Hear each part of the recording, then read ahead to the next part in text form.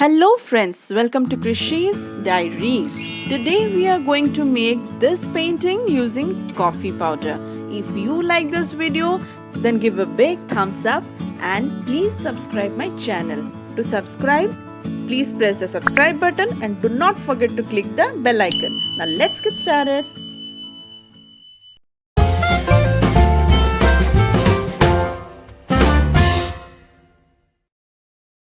First of all, let's make 3 shades of coffee colors. Take 1 teaspoon coffee in each cup. And get ready with some hot water. So now to make the lighter shade, I am taking 3 teaspoon of water and mix well. For a darker shade, I am taking 1 teaspoon of water and mixing it.